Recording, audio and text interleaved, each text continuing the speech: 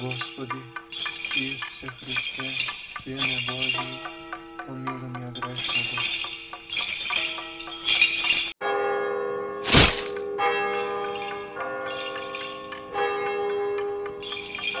Зашто Исус му беше заповедал на нечистиот дух да излезе од човекот. Оти долго време го мачеше и беше во окови, и со вери ги го врзуваа, чувајќи го, но тој ги раскинуваше оковите и бесот го тераше да оди во пусти места. Во името на Отецот и Синот и Светиот Дух. Денес се подсетуваме на еден евангелски настан од Христовото време. Се подсетивме на едни зборови со кои опишана здравствената состојба на еден бесомачен човек. Зборови кои не го оставија рамнодушен ниту еден од нас.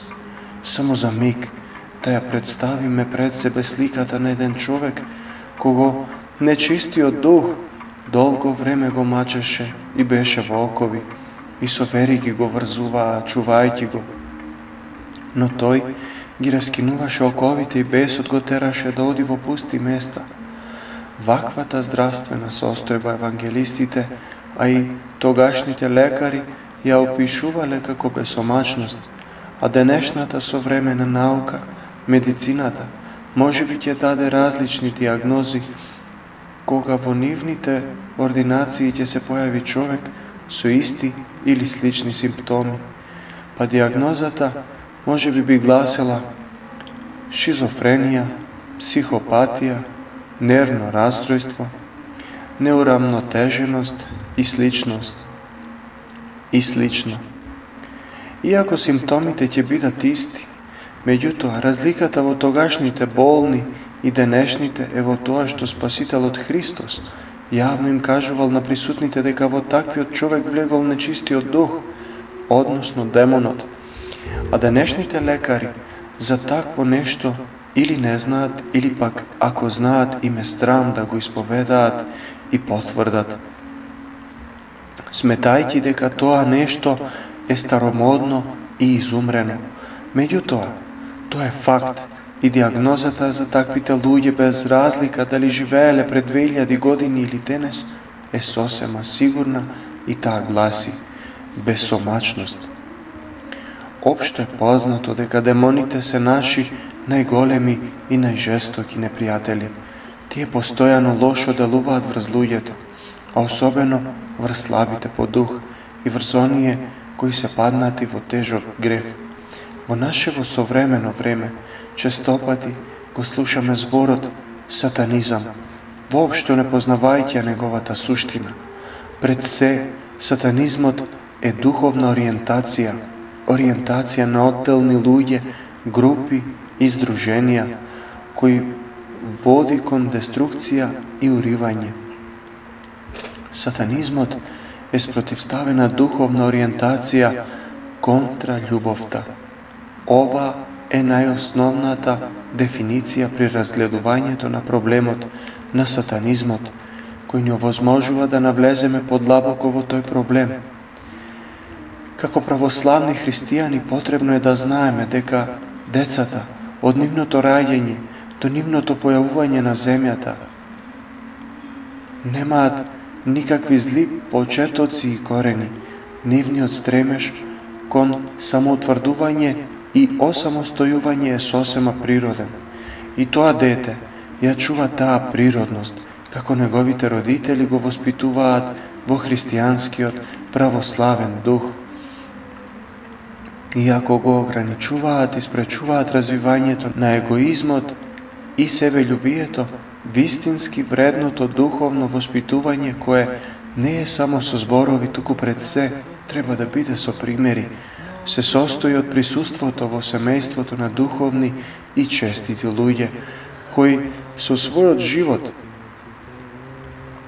вистински влијаат врз кревката душа на телото, а сето тоа е гаранција дека во иднина таквите деца нема да се покажат како следбеници на сатанизмот.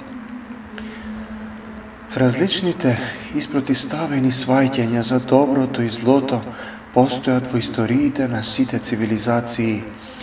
Практично Доброто секогаш и насекаде се сваќало како природна состојба на човекот, а злото како нешто придојдено, како нешто туѓо на човекот. Поклонувањето на сатаната и постанувањето следбеник на сатанизмот, односно пристапувањето кон злото по лична определба, можно е само тогаш кога човечката совест е лишена од присуството на доброто. Природното вродено добро, кое во било каква форма се појавувало во детството на денешните сатанисти, кои ги гледаме и со нашите очи, со текот на нивниот живот било загушено од околностите на неморалниот живот кој тие го воделе. Младите луѓе, кои постанале следбеници на сатанизмот, потекнуваат од несреќни средини, наместо доброто, семејно воспитување со формирање на морални правци, тие биле подложени на постојани жестоки и злобни однесувања на возрастните, наместо воспитување во духот на взаемната љубов во името на Христа, тие постојано биле подложени на потценување на нивната детска личност, а сето ова во таквите души развива стресни ситуации со чувство на несигурност во животот и постојан внатрешен страв. Впрочем, со текот на времето, кај таквите личности ќе се појават истите оние симптоми што ги слушнавме во денешното евангелско четиво: мачења, врзување во вериги и окови и слично. Тоа е реалноста на сатанистите и на сите оние кои доброволно го одбрале патот на злото за своја животна определба. Тогаш залудни се сите лекарства на современата медицина, залудни се сите терапии и контроли, зашто вистинскиот лек постои само на едно место.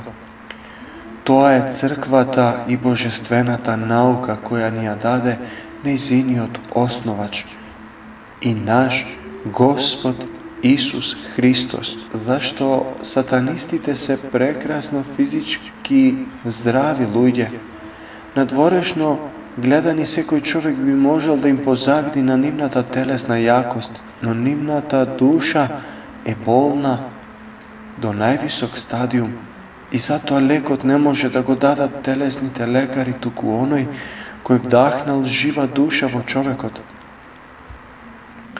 Веќе спомнав дека денешната современа медицина внимателно ги проучила и се уште ги проучува сите случаи, како и денешниот евангелски случај на душевни пореметувања, нарекувајќи го секој од нив со посебно име, го испитала текот на секоја болест, забележувајќи ги секој одстапување и карактеристики и ни покажала слика на секоја душевна болест. На основа на оние медицински испитувања многумина брзоплето заклучиле дека никаква мрачна сила од страна нема учество во овие појави. Но треба да знаеме дека православната црква има многу вековно искуство со овие појави и сите нив таа ги нарекува едноставно обседнатост или, како што рековме, бесомачност. Во човечкото тело, во најфината обвивка искаена од нерви, како на некое почесно место се издигнува душата. Нервите се последните делови од материјалноста во човекот, кои го ограничуваат од другите духовни светови, а во исто време служат како материјален посредник за телото да го почувствува другиот свет. Кога ние со својата непокорност на Божјата волја и со својот блуден и неморален живот го повредуваме овој нервен систем, тогаш на таа фина и кревка обвивка настануваат секакви пукнатини, низ кои навлегуваат мрачните сили кои постојат на земјава, сатаната и неговите војски. Да бидеме сигурни, ниту Божјата сила, ниту Светиот Дух нема да пребиваат во човекот кој доброволно го осквернил храмот на својата душа, односно телото.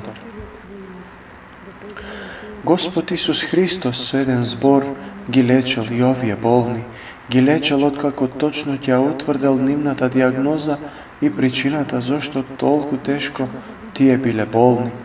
Причината е една и единствена, а тоа е гревот. Зато Спасителот секому најпрво вели: ти се простуваат гревовите твои.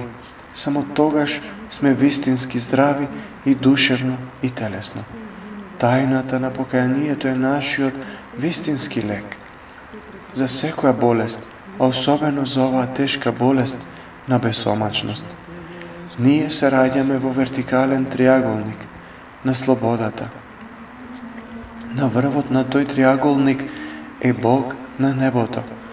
Пониската точка на триаголникот е сатаната на облаците, а третата точка сме ние, сите кои се наоѓаме долу на земјата.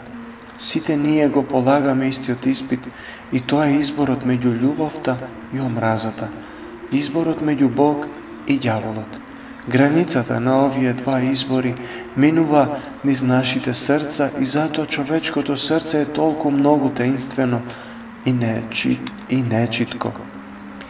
Еден професор по теологија, Јован Романидис, рекол: кога зборуваш за рајот и за пеколот, кажи и една шега во која има многу вистина. Постојат два раја. Едниот вистински, за вистинските луѓе кои го љубат Христа Исуса, а другиот е лажниот рај, за мазохистите, кои го љубат сатаната како најголем мачител. Секој ќе го добие рајот по својот вкус. Природно е Бог да сака сите своји заблудени синови да ги врати во својот дом, но Он не може со сила никого да го вовлече во вистинскиот рај, зашто со тоа би го поништил и исконскиот дар на слободата, кој им е даден на ангелите и на луѓето. Со својата себичност ние личиме на сатаната, а со несебичната љубов на Бог. Тоа е најочигледната поделба во овој свет, граница меѓу темното царство на сатаната и светлото царство Божјо, кон кое сите ние стремиме. Амин. Господи Исусе Христе, Сине Божји, помилуј ме грешното.